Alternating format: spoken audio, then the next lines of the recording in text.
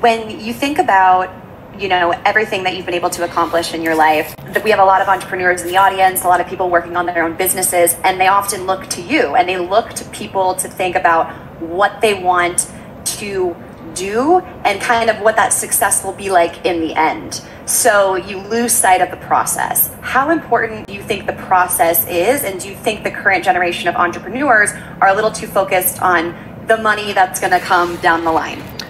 Yeah, I mean, you obviously have a good sense of like the things that are running through my mind. I'm obsessed with the process. I genuinely love entrepreneurship so much that I weirdly like to lose. And I like to lose because I respect the game more than the stuff that the game can buy for me. So yeah, do I think, but it's interesting when you asked about, like the thing that I hear there is, I think entrepreneurship became cool and I'm the beneficiary of that. But I think 20 years ago, a lot of the people in the audience would have not been entrepreneurs, but I would have been. And I don't say that as a razz or a dig to the audience. I just think that what I really want for everyone in the audience is not to be an entrepreneur. And I do have fear that some of the people in the audience are doing the entrepreneur thing because it's cool, because it looks good on paper, it's cool to say you are.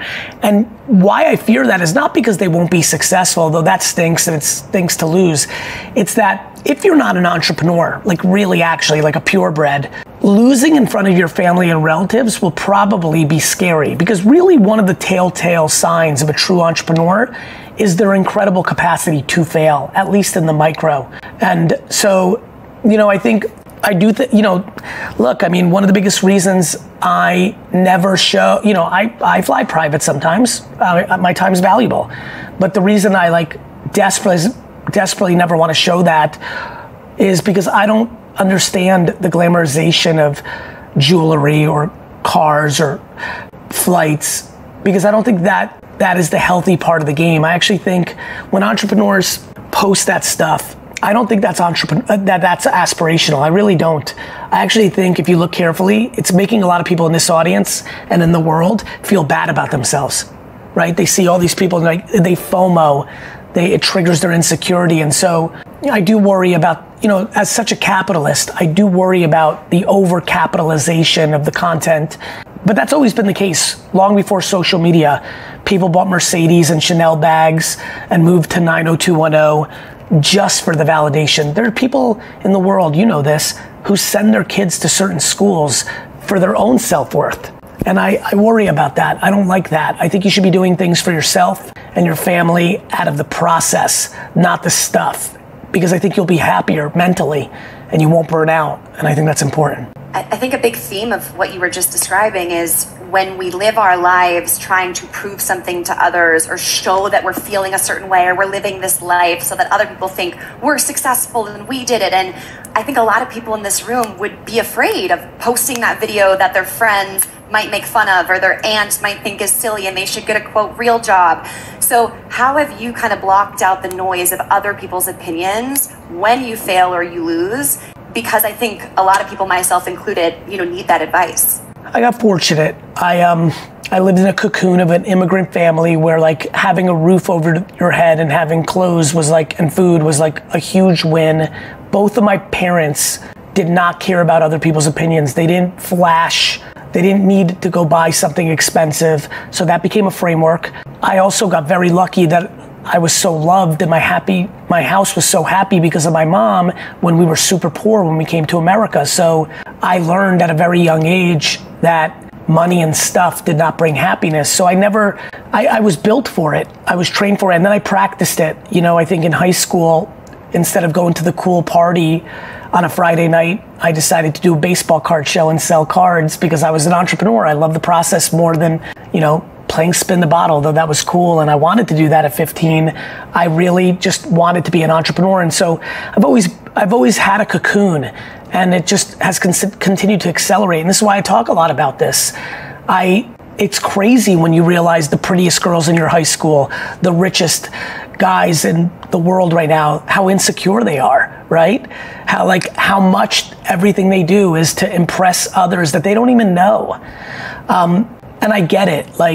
your parent, your dad never loved you the way you wanted and you want to stick it to them, or the girl broke your heart and you want to make a ton of money to prove to her, like, I get it. And you know why I get it, and you'll laugh given our connection. I actually understand the rest of the world predominantly through the lens of being a football fan. And I mean this, the only place I envy, like, I genuinely hate New England Patriot fans. And I mean that. And I know, like, I heard the laughs and I appreciate it, but I'm gonna be incredibly transparent and, like, give you an insight. So much of what makes me understand the balanced world is my complete irrationalness of being a New York Jets fan and knowing what envy and jealousy and I'm hurt, so I want you hurt. I'm completely inappropriate at football games. You should have seen me yelling at Taylor Swift from the seats last Gary, week. We'll have to talk about that as a Swiftie. I mean, like, I get it. Like, it's incredibly challenging to be jealous and hurt and not feel in control. All things I feel as a Jet fan, none of the things I feel in life. So I love everyone from a race and gender and religion and income level and part of the world standpoint in real life, because I'm fulfilled, I'm happy, I'm at peace. It's simple. Do you know how excited I get when people outperform me in my own industries? Of course I'm competitive and I'd like to win, but I don't hate. I don't tear down others. But in football I do. In football, and because I feel that to the core of my soul, it makes me realize, oh my God, I do this in this silly arena known as the NFL. This is how the world is living their lives. There are people who actually hate other people because they see politics differently. That blows my mind. Or for the people in the room, they hate people that are successful in a business that they're in because they're better than them at it. I don't want that for anybody here, because I only have to be angry for 4 hours every Sunday for 4 months a year. Everybody else here is doing that 365 days a year for their life, and I don't like that. So I think there is a lot there. And I feel like where I'd love to take it is when we think about those people who, it's not just, their favorite NFL team, it's year round, it's the envy, it's the I'm not good enough, the victim mentality. Something you talk a lot about is gratitude, how you're so rooted in gratitude, you're so grateful, and that gives you that default optimistic lens. But I think all of us here, we know, right? 3 things you're grateful for in the morning. This is what gratitude is. We try, but then after 3 days we stop doing it, right? So how do you really live and breathe gratitude every day, and how can we do the same? Do you know that I never write down 3 things I'm grateful for? I don't meditate on it. I do nothing like that. I just do it every second of my life. Do you know that multiple times a day, I will think about things that are challenging that I hope don't happen, like getting a phone call that someone I love had a stroke, that someone I love is diagnosed with a disease, that someone I love suddenly died in a car accident, because these are real things that happen to real people. I also struggle with complete delusion. Do you understand that everyone in this audience lives a remarkable life in comparison to the 8 billion people on Earth? Do you know that 735 million people on Earth, almost 10%, do not have access to clean water? Clean water. Like, I don't know, there's some water. Like, do you, like, the jacket you're wearing, the hat, this is a $40 hat. Well, it's from Express, it's not. But you know what's so amazing about that, right? Like, think about this, like, the fact that you on a Friday evening, afternoon are able to watch this or be in the audience, like, I don't think people understand. And I don't expect people to understand. I know I got lucky in being born in one of the most horrible places in the world.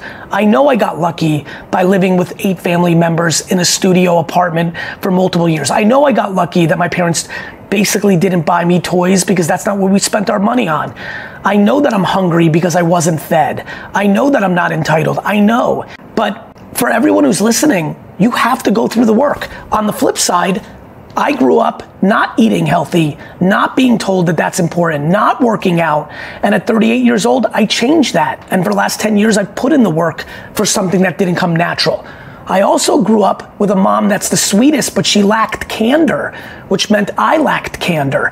And candor has been disproportionately my kryptonite in my professional and personal career, and that I can go backwards and tell you everything that has not worked for me in the last 25 years, and I can tell you immediately that the seed of that not working out was my inability to deliver candor to somebody, which led to resentment on my end, or me being sloppy and them not respecting me for my lack of candor. So, and I know I've worked on that the last 4 or 5 years after a lot of pain professionally and personally. So I would argue, though I can understand that people in the audience can't do gratitude the way I can, that I've worked very hard. I know that people have put in the work to work on their alcoholism. They've put in the work to work on their depression. And I just challenge everybody here to not just say, well, it doesn't come natural to me. Like, work on gratitude. And the way you work on gratitude is, if writing it down 3 times in the morning works, well then actually do it every day, not for 2 weeks, January 1st to the 13th, and then give up. Like, work is work. And if you're unhappy and you've got some money, go to therapy. And if you don't have money, go start listening to more positivity. Go take a walk, work on your health. Like, you are accountable, you are capable. Don't blame the president, don't blame your grandma, don't blame your mom, don't blame the mayor. Blame yourself. And don't blame yourself like, I suck, and beat yourself up. Have compassion to you that this is my circumstance, but I can fix it. And all of this stuff, bringing it down to the ground instead of the clouds that I'm in right now, all of this stuff has a direct correlation of you being a good founder and CEO.